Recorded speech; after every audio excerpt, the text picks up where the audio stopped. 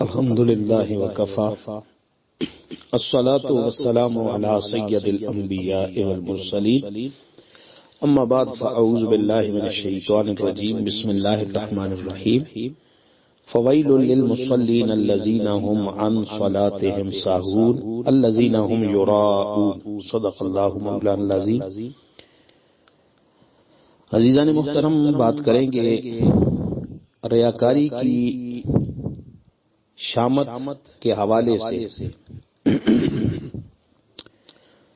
ریا ایسا خطرناک باطنی رذیلہ ہے کہ وہ انسان کی بہترین عبادات کے خرمن کو تباہ و برباد کر دیتا ہے، بلکہ الٹا عذاب میں گرفتار کر کے چھوڑتا ہے۔ اللہ سبحانہ وتعالی فرماتے ہیں فویل للمصلین الذین هم عن صلاتهم ساہون، بربادی ہے، ہلاکت ہے ان نمازیوں کے لیے جو اپنی نمازوں کو بھلا بیٹھے ہیں۔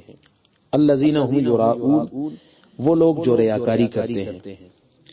رسول اللہ صلی اللہ تعالی علیہ وسلم نے ریا کو چھوٹی قسم کا شرک قرار دیتے ہوئے ارشاد فرمایا انی اخوف ما اخاف علیکم الشرک الاصغر قالوا وما الشرک الاصغر یا رسول اللہ صلی اللہ تعالی علیہ وسلم قال الرياء يقول الله عز وجل يوم القيامة إذا جاز العباد بأعمالهم اذهبوا إلى الذين كنتم تراءون في الدنيا فانظروا هل تجدون عندهم الجزاء۔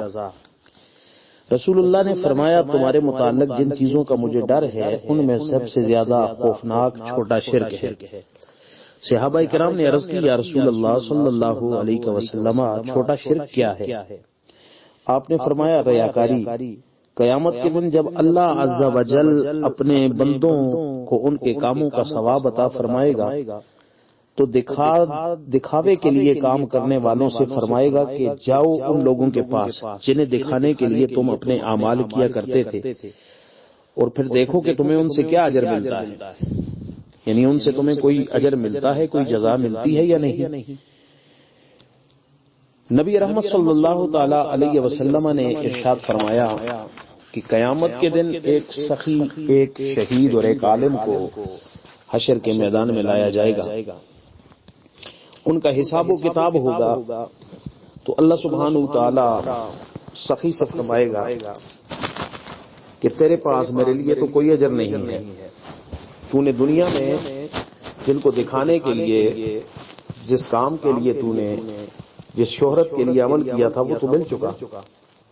تو یہ چاہتا تھا کہ دنیا میں لوگ تجھے سخی کہیں، مالدار کہیں، تو دنیا میں تجھے لوگوں نے کہہ دیا، اب میرے خزانے میں تیرے لیے کوئی اجر نہیں ہے۔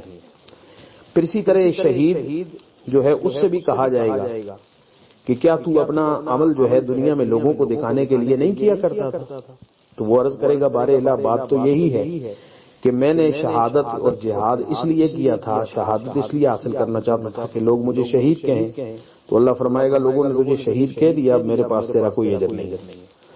اسی طرح عالم جو ہے اس کے علم کی بات ہوگی تو اللہ فرمائے گا کہ تو لوگوں سے علم کی باتیں اس لیے کیا کرتا تھا کہ لوگ تجھے بڑا عالم، بڑا مبلغ سمجھے۔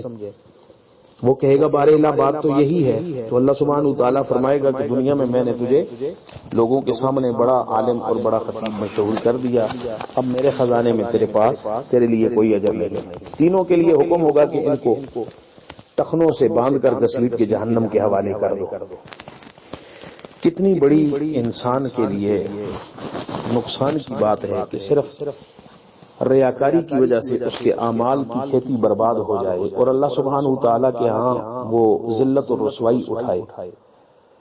تو ہمیں چاہیے کہ اپنے اعمال پر ہمیشہ نظر رکھیں، لوگوں کو دکھانے کے لیے، شہرت کے لیے، ریا کے لیے عمل نہ کریں بلکہ اللہ سبحانہ تعالیٰ کی رضا کے لیے عمل کریں۔ جب بھی کوئی نیک عمل کرنے کا ارادہ ہو، گھر سے قدم اٹھائیں تو سب سے پہلے یہ نیت کر لیا کریں کہ اللہ یہ کام میں صرف تیری رضا کے لیے کر رہا ہوں، تجھے راضی کرنے کے لیے کر رہا ہوں، اس میں دنیا کا کوئی اچھا کہے برا کہے مجھے اس کا کوئی اعتبار نہیں ہے، میں صرف تیری رضا کے لیے عمل کرنے والا ہوں۔ یقیناً وہ شخص دنیا و آخرت کی سعادتیں حاصل کر لے گا۔ اللہ ہمیں صراط مستقیم کا مطلع ایسی بنائے۔ وما علینا الا البلاغ المبین۔